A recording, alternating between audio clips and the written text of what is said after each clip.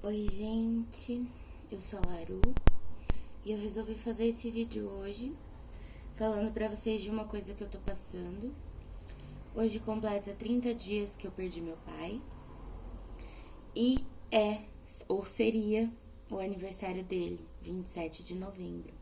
Nesse ano de 2019, ele estaria completando 63 anos e ele morreu no dia 28 de outubro por complicações, uma parada cardiorrespiratória, agravantes de uma internação do quarto câncer que ele teve em 2 anos, que foi um câncer de fígado, agora o último. Então ele teve no intestino, no estômago, no duodeno e no fígado.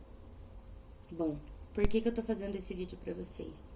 Eu me fiz algumas perguntas quando eu perdi. E hoje eu tava pensando sobre todo esse processo, como é se despedir, o que a gente gera também no espírito que acabou de se desprender da carne, né, desse nosso mundo físico. E aí eu me deparei com 3 grandes perguntas e daí já veio logo em seguida a resposta, que são: primeiro, perdi meu pai. Como a gente ouve isso, né? Perdi o meu pai, ou como a gente sente realmente essa perda de perder, mas parando para analisar essa frase, perdi o meu pai. Não perdeu. Ele continua sendo seu pai. A idade que ele teve para ser seu pai, né, no meu caso 25 anos, ele continua sendo meu pai. Ele sempre vai ser o meu pai. Ele sempre vai ser a pessoa que foi a minha base, a minha confiança, a minha estabilidade, o meu aconchego. E ele vai continuar sendo.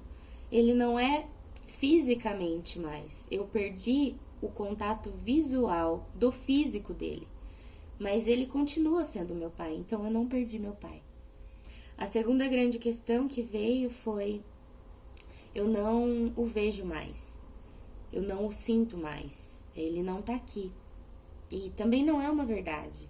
Eu sinto meu pai, eu vejo ele nos meus sonhos, eu vejo ele em meditações, ele aparece para mim um ser completamente diferente, livre, desde o dia do velório dele, em que eu conseguia ouvir a voz dele, e quando eu parei para prestar atenção, se eu conseguia entender o que ele estava dizendo, eu enxerguei ele feliz. Então eu busquei por isso e eu tive o meu acalento, né? Esse acalento do meu coração. Então, eu não perdi ele de vista e eu não deixei de sentir. E ele tá muito mais presente agora do que era antes. Eu moro em Curitiba e os meus pais moravam em Presidente Prudente, que é a cidade onde eu nasci, que fica a 530 quilômetros daqui. Então, hoje em dia, em espírito, ele cuida muito mais de mim e tá muito mais presente e consciente desse cuidado do que antes, pela distância física. Então, essa também foi uma resposta que me veio, assim. E a terceira é: eu não ouço mais ele. Eu não consigo entender se ele tem algo para me dizer. O que também é uma inverdade, porque o meu pai me visita nos meus sonhos. Eu tenho uma grande bênção de receber coisas dele ainda em sonho. Um exemplo que eu quero dar para vocês de uma coisa muito linda que aconteceu semana passada. Eu tive um sonho com o meu pai. E aí, antes de contar do sonho, eu vou contar 2 coisas importantes para vocês entenderem o porquê do sonho, né? O meu pai, ele sempre teve, infelizmente, um pouco de machismo enraizado. Pela maneira como ele cresceu, pelas coisas que ele viveu, pela incapacidade de compreensão consciente de alguns processos, enfim. Eu não o julgo, eu tô só colocando porque vai ser importante que vocês entendam, tá? Então, ele sempre tomou para si coisas muito específicas, definidas, masculinas, né? Então, ele que cuidava dos nossos carros. Toda e qualquer pendência que a gente tinha, mecânica, de gastos com o carro, de coisas relativas a isso, a gente pedia socorro. Falava: pai, e aí, o que eu faço? O que você acha? Tá bom esse preço? Não tá? Então, era o meu... É uma das primeiras coisas que fizeram a minha ficha cair de que o meu pai realmente tinha falecido. Imprudente, na semana do velório dele, logo seguinte, eu saí com o carro da minha mãe. E o carro da minha mãe tava com os botõezinhos do carro, do alarme, quebrados. Deve estar ainda, inclusive. Porque era o meu pai que arrumava isso. Então, o carro disparou o alarme. E eu tentando apertar os botões não conseguia, peguei meu celular pra ligar pra ele, pra perguntar o que eu poderia fazer. E aí quando eu peguei o telefone e fui procurar o número dele na agenda, foi a primeira grande queda de ficha de que eu não poderia mais fazer isso a partir daquele momento, né? E, enfim, acabou que eu coloquei a chave na ignição, liguei, o carro parou o alarme, mas foi o primeiro momento em que eu realmente me dei conta da falta que ele vai fazer nas necessidades que ele assumia e levava como carro-chefe, né, na sua postura patriarcal como pai de família. E então essa é uma preocupação que eu sempre tive, né? E agora? Tanto é que quando eu contei pra minha mãe essa história do que aconteceu, ela falou, liga pra mim, eu também vou. Pelo menos esse problema específico do carro já tinha acontecido comigo e eu ia saber te direcionar. Então, não é porque teu pai não tá aqui que você não pode ter ajuda, né? E eu tô aqui. E foi lindo também ela se expressar dessa maneira. Mas enfim. Então, meu pai tomava frente de cuidados de carro. E é uma coisa que eu sempre falo, nossa, e agora? Quando eu precisar, o que eu vou fazer? Precisei ir na mecânica com o pneu furado. Falei pros mecânicos exatamente isso, sabe? Que ele era o meu suporte para resolver qualquer tipo de pendência mecânica ou com carro que eu pudesse ter. E... enfim, esse é o primeiro ponto. O segundo ponto é de uma questão pessoal nossa, que eu vou abrir aqui pra vocês. O meu pai, eu tive um relacionamento de 2 anos com uma pessoa e o nosso desligamento foi muito nocivo pra mim na época, que ele engravidou uma outra menina, precisou casar e nós passamos muito tempo, muito juntos, assim, por esses 2 anos, né? Nós ficamos muito tempo juntos. E tivemos um quarto na minha casa, enfim, então ele era parte do nosso convívio. E depois que tudo isso aconteceu, meu pai ficou com uma certa birra dele. Por não entender, por não conseguir liberar, né? Não conseguir se livrar dessa dor que ele tinha me gerado. E o meu pai, né, sou filha única, então por essa questão protetiva, ele tinha um pouco de receio, ficou com um certo ressentimento desse meu ex-namorado. Então, essa é uma outra informação importante para entender o sonho. Voltando no sonho, eu tava num lugar com esse meu ex-namorado e a filhinha dele. E eu tive um problema com o meu carro. E aí, eu tava conversando sobre essa falta que meu pai faz em relação ao carro e vi ele passando na calçada da casa onde eu estava. Não era uma casa conhecida, assim. Da casa onde eu tava. Então, ele passou na calçada, assim, algumas vezes, com uma bermuda bege e uma camisa azul, que é sempre como ele aparece pra mim. E eu falava, nossa, o meu pai, vocês estão vendo? Eu perguntava, vocês estão vendo o meu pai? Vocês estão enxergando ele? E ninguém via. E esse meu ex-namorado era a única pessoa que conseguia enxergar o meu pai. Daí eu falei, nossa, mas então vamos lá ver o que ele quer. Daí teve tipo um apagão, não me lembro, e a gente acordou, né, no sonho, né, numa outra cena, como se tivesse uma claquete, assim, tipo, próxima cena. E estávamos eu, o meu ex-namorado, a filha dele, eu, meu pai, no carro. E era o meu pai que estava conduzindo o carro. Então eu tava na frente e os dois estavam atrás. Eu não conseguia ver a fisionomia do meu pai, assim, pra ver se ele tava sorrindo, enfim, não conseguia ver. Mas estávamos no carro, com ele resolvendo um problema que eu tive mecânico, dirigindo o meu carro, com o meu ex dentro. E quando eu acordei, falei, nossa, mas que sonho sem sentido. O que será que ele quis me dizer? E aí entrei em algumas meditações para tentar descobrir a resposta e o meu coração ficou quentinho quando eu descobri. Que era a forma dele dizer que ele continua presente, que ele vai continuar me ajudando quando eu tiver problemas com o carro, seja enviando pessoas que me ajudem, ou seja, me fazendo ter ideias, não sei, mas que ele vai estar ali para me direcionar, como sempre foi. E foi o jeito dele me dizer que ele tinha perdoado esse meu ex-namorado, porque de todos os meus ex-namorados, ele foi o único que esteve presente no velório do meu pai. Foi lá para se despedir, foi lá para me dar um abraço, para me consolar. Então, Com tudo isso que eu tô dizendo, eu quero enfatizar a importância da gente entender a saudade. A saudade, ela vem de coisas do passado que foram excelentes, que foram boas, que fazem o nosso coração ficar quentinho.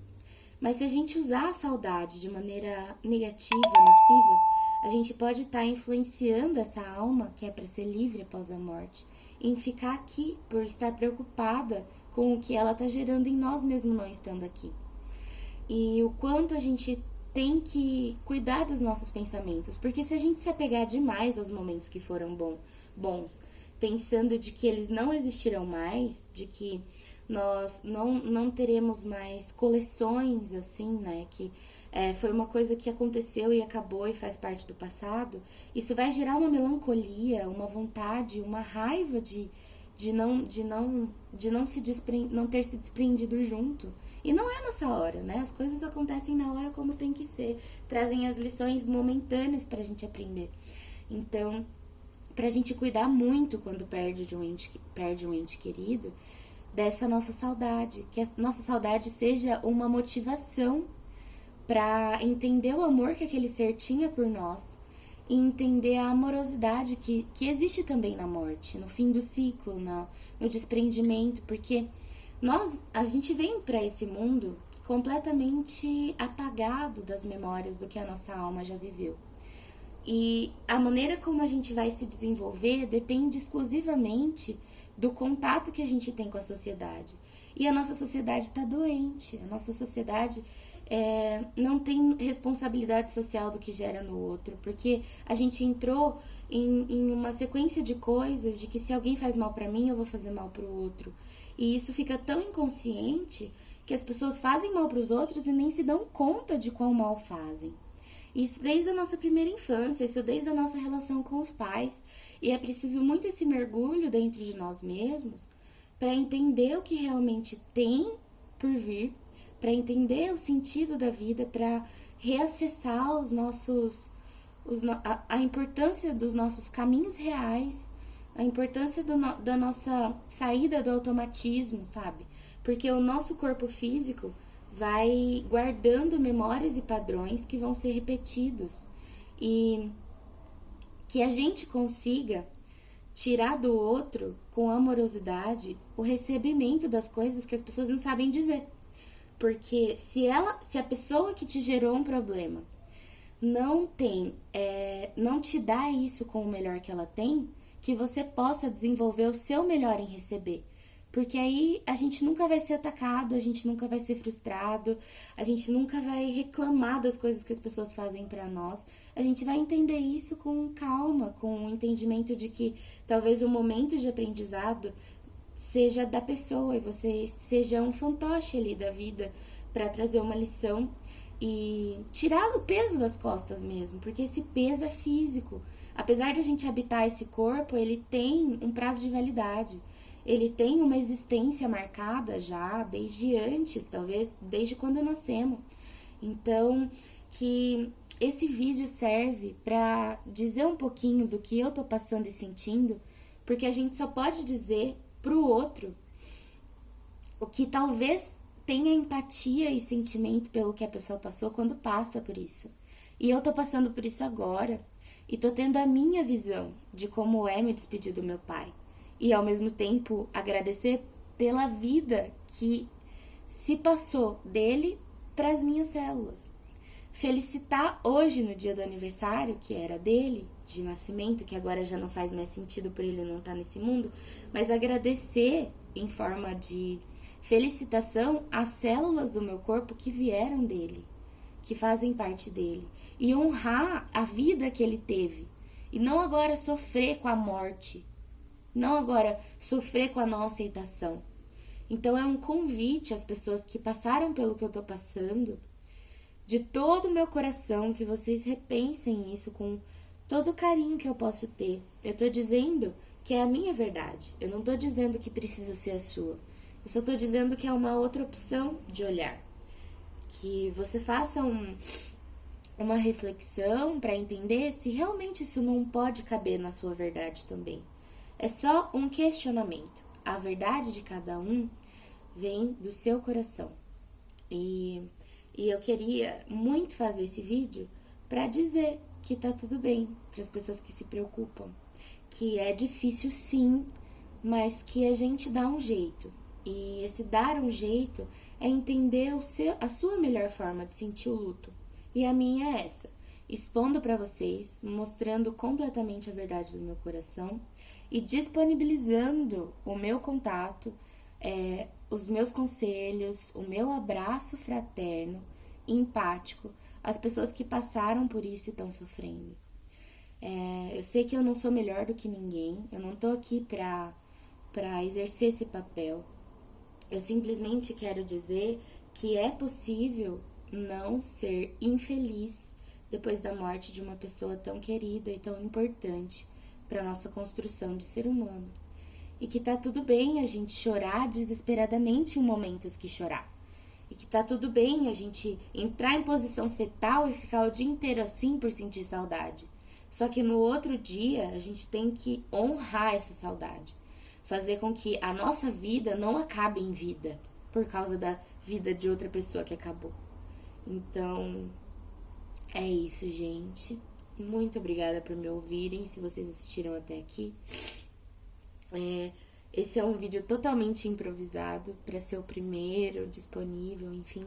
Então, teve mensagem chegando, teve celular vibrando, não sei como tá o áudio. Então, assim, perdão por qualquer falha que possa ter tido em relação a isso. Mas aceitem de todo o meu coração as minhas sinceras condolências a quem realmente tá passando por esse processo.